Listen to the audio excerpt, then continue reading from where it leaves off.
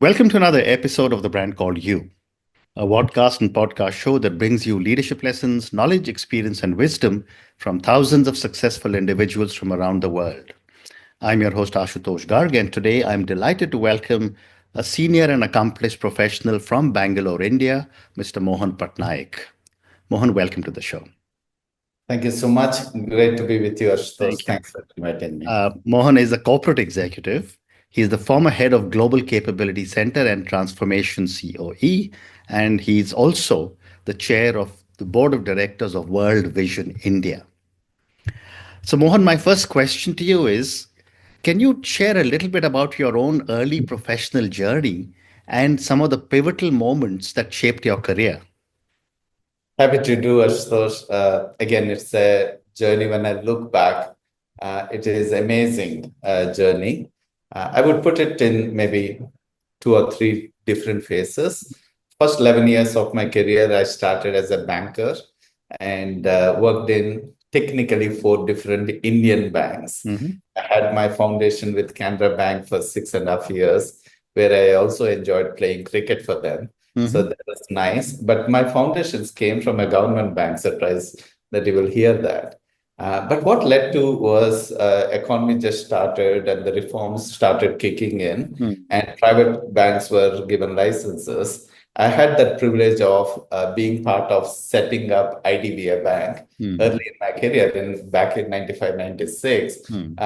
As a 25, 26-year-old, that's not something which you work towards to that Absolutely. event. And I think one of the early pivotal moment is setting up IDBI Bank, and it's a fabulous because the computerization was happening. Mm-hmm. So we are suddenly setting up a all network bank back in 95. So that's one highlight. Then I moved to head operations for another private bank called Times Bank, which was one of the only bank which worked 362 days in a year. So it came with its set of challenges of how to run operations where the customer is always in the forefront. Mm-hmm. Then I encountered the first merger. So HDFC acquired Times Bank. So the second pivotal moment at that time was integrating two banks early in my career with serving the customer. So Mm-hmm. if I look into the first 11 years, I would call myself as a banker who had Mm-hmm. the privilege of setting up a bank and merging two banks Amazing. in my 20s. And I think that was early stage. The extension of that was for the next 9 years, Mm-hmm. was when offshoring started.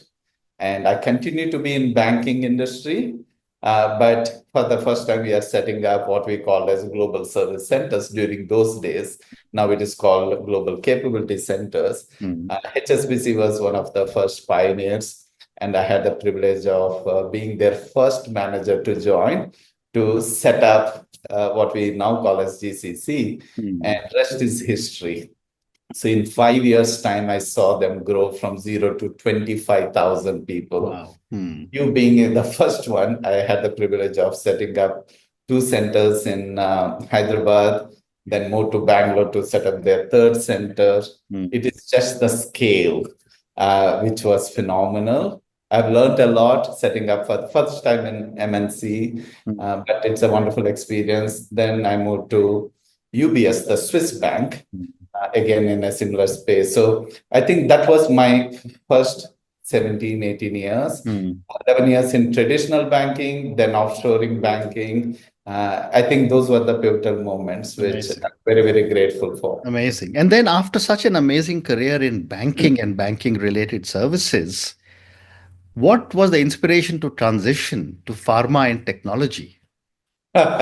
So, in many ways, maybe Safaj, this is a good time to share that. Though I worked in 9 different organizations Mm. across 35 years, never ever applied for a job in my lifetime, Mhm. including my government job. One Mm. of my friend applied on my behalf. I wrote the exam and got through. So I never applied. So these things happened to me. And I didn't even think about, okay, I'm changing industry. What does it mean? Is there a higher risk? I just went in. I think this is what I want to share, Ashutosh. When somebody wants you for any role, you are at an advantage. You are going on your terms. Somebody already want you, right? I think then you have a complete freedom. Then somebody is trusting you. You don't need to build trust from scratch. That's what has happened. The first one happened because of the business change. Financial crisis happened in 2008. In 2009, the UBS, the Swiss bank, decided to divest their GCC. So that was my first big deal, trying to sell the company you're part of, knowing very well one day you'll be on the other side. That's how I ended up with Cognizant. It is not by choice because of the divestiture. For the first time, I'm beyond banking. For the first time, I was in a services industry. And so that's what that happened. But let me be very honest, Ashutosh. 5 years I worked for them. I wasn't in my skin because for the first time I was dealing with consulting for 10 different industries. Banking I knew, but the rest of them I didn't know. But you're consulting, you're doing large deals. I did 4 acquisitions for Cognizant. But it was what was exciting about that is the unfamiliarities, right? You don't know what you're doing. You need to figure it out. I think that can-do approach that somebody is trusting you more than you trust yourself helped me. That's the Cognizant thing. And that helped me to transition into Thomson Reuters later, because that's also very fintech kind of a company, technology. So I think over a period of time, when you find little successes, that gives you a confidence. It is not that I wanted to, I was inspired to. I just said, if somebody is trusting me, let me give it a try. And that's how these things happened. Well said. Well said. So let's talk a little bit about transformation and enterprise-wide strategic global programs. Um, what were some key challenges that you faced in leading transformation initiatives across diverse industries? Yeah, I think that's a great question. Again, one of the pivotal moment in my career back in 2005. I always was very good in banking and operations. That came naturally. In HSBC, then because it was so successful in doing the offshoring, they suddenly realized, I think the moment of truth happened, suddenly they realized under one roof, we are making payments for 50 different countries in 50 different ways using 50 different systems. Because that moment of truth happened because under one roof, we are doing everything. And they said, oh, there is a bigger opportunity here. That's when they set up a transformation team. And I had no idea. But there came another senior leader who said, Mohan, can you come and join my team? Let's transform. And you will not believe, my first reaction was, I think you are speaking to the wrong guy. I don't know transformation business, lean, Six Sigma, technology. I'm an operations guy. But he came from a consulting background. He said, look, I know consulting, you know banking. Together, we can transform. Again, he had so much of confidence in me. I just went in, and before year passed, we had a clear goal. We need to save around 500 million and all that. But what was most exciting was for the first time, I found my true north, that problem solver, right? Transformation, many times we think is something big. Yeah. No, there are so many business problems you are dealing with. Can you be that problem solver? Can you be that connector of businesses and people? So primarily bring technology, operations, and strategy together with one goal, okay, to serve the customer better. I think Fascinating. that's how it happened. And the same principles apply no matter which industry you are in. Some few finer elements may change, but Very that's interesting. how it happened. Yeah. Great response. Thank you. So, Mohan, my question is that what role does innovation play in transforming legacy systems? Yeah, so great point again. Great question. So innovation, I believe, is a mindset change. Right? Yes, true. Technology is very cutting edge. You have great tools and great business ideas, but unless our mindset changes, that there can be a different way of serving the customers or different way of finding a solution. And more importantly, many times we think, okay, this is what the customer needs. and many times the customer doesn't even know what they need. Yeah. Innovation comes into that, right? Where you are thinking ahead of what even user is thinking, whatever your competitor is thinking, thinking ahead. So again, it boils down to a simple mindset change, and the tools, technology are enablers for innovation. So that's what I found, and particularly in organizations which are 100 years old and all that, because people are people, right? They are set saying that, okay, this is the way we have been doing last 10 years, 20 years. That for me is a red flag. Oh, is there a better way? Because the world has changed. Yeah. World continues to change super speed. Generations are changing. So I think that's where I see an opportunity of bringing about mindset change. That for me is innovation. Very interesting. My next question is, how did you leverage digital technology to support transformation at such a large scale? Yeah. I think particularly in the last 10 years, the technology change that has happened is huge, right? And I can talk from a banking point of view, because there were times when we are so closed about, so risk averse, because anything of technology change was 3 to 5 years deployment, right? And I think the benefit of COVID happened because it changed, it complete, destroyed all the myths of security and those things and all that. I think what we have seen is what technology can do, right?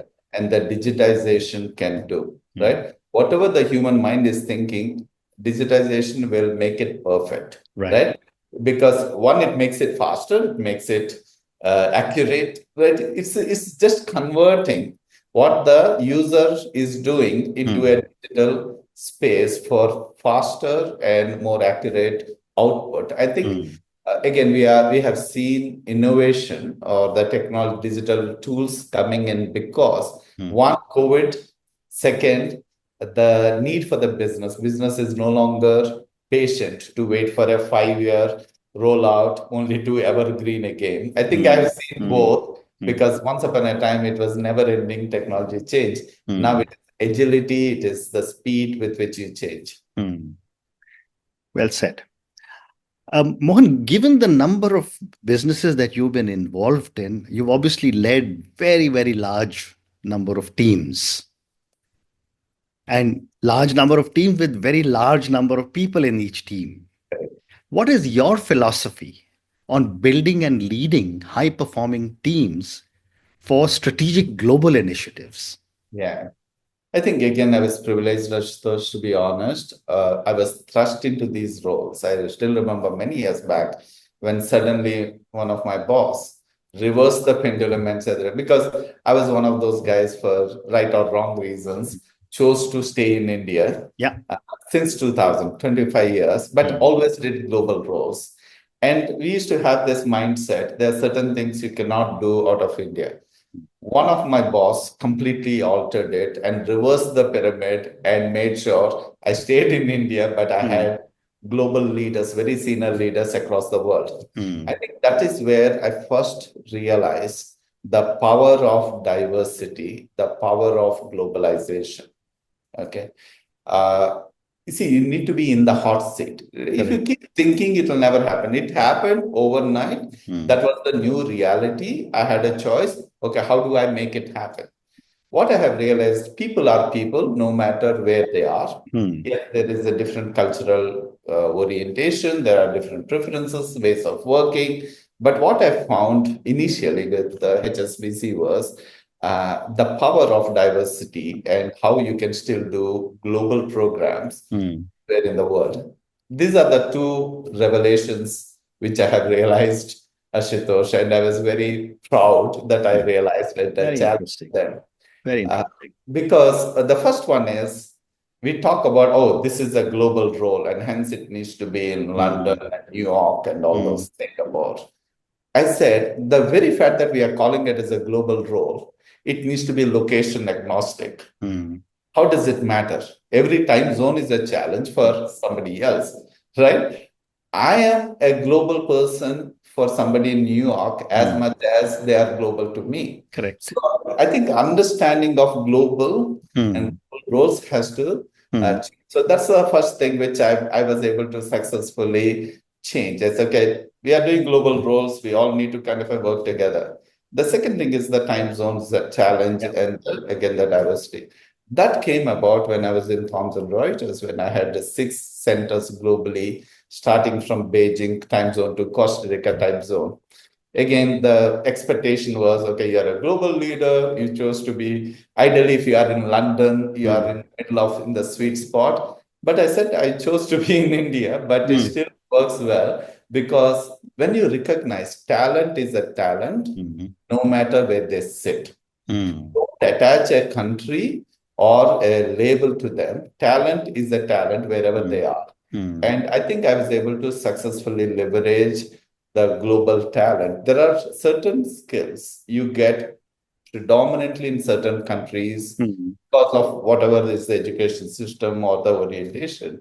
I think the power of leveraging the talent pool across the globe based on what is available, bringing it together for successful global program, that is the key. It is ultimately it is the people who make the difference and nothing else. And the ability of a leader to spot the talent Hmm. without any biases of where they are located, right? What is their cultural background Hmm. is the key to success for any global strategic programs. Very well said. One more question relating to transformation, and then I want to talk to you about World Vision India. Given the kind of experience you have and the number of organizations you've supported in their transformation journey, what advice would you give to leaders and organizations embarking on their transformation journey, especially in today's complex business environment?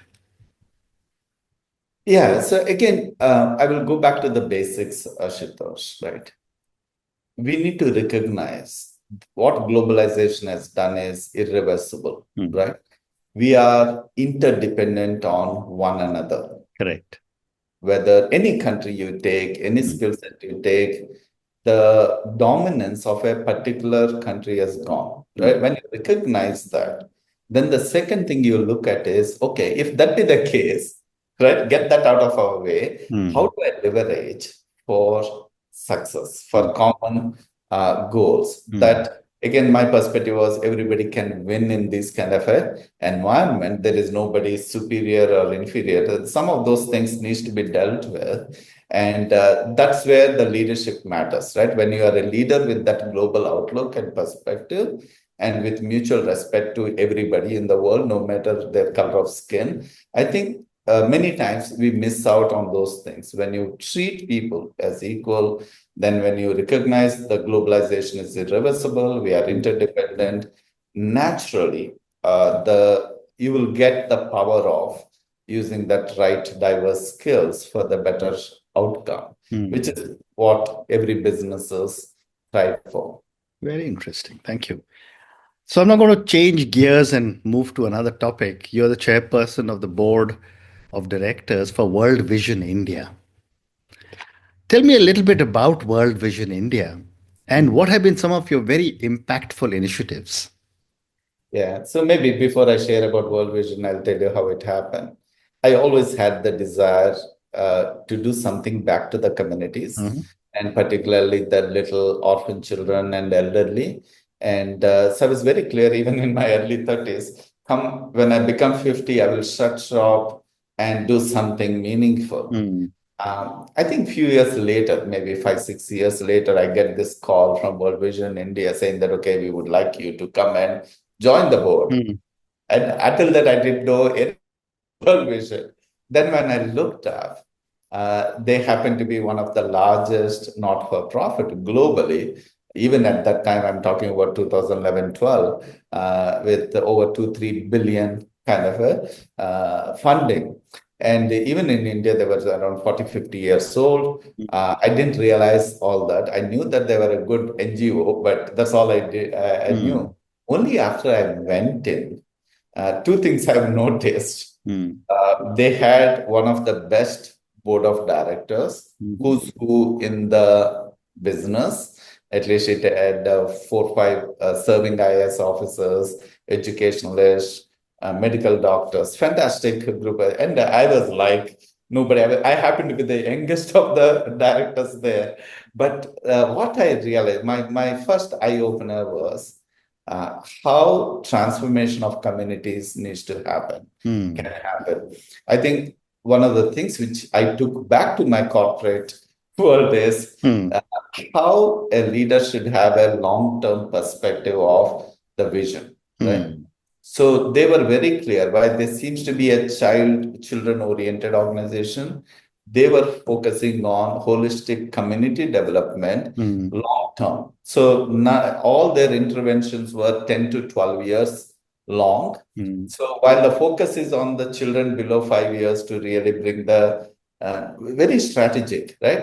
If you don't take care of the children during those first 5 years, rest of the life they are suffering with health issues, so Mm. stunting and all those things.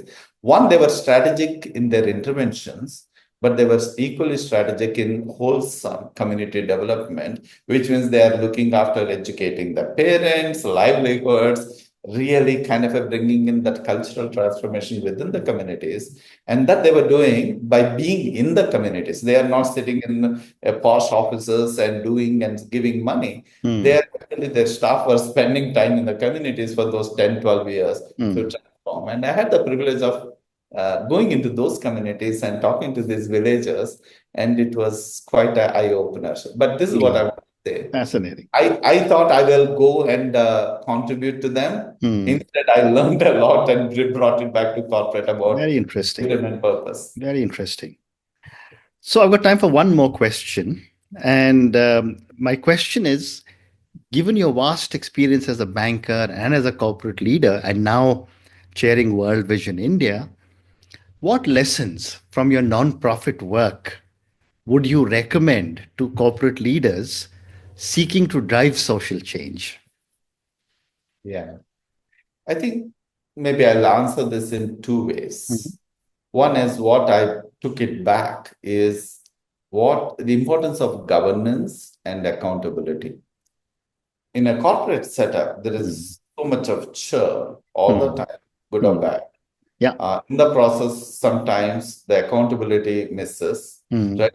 And we have seen statistics where the tenure of CEOs is becoming shorter and shorter, right? Mm. Since you are hiring and firing people, in the Correct. process, there is no accountability for what they have achieved or not Mm. achieved. Mm. So one is accountability. Second Yeah. is the governance.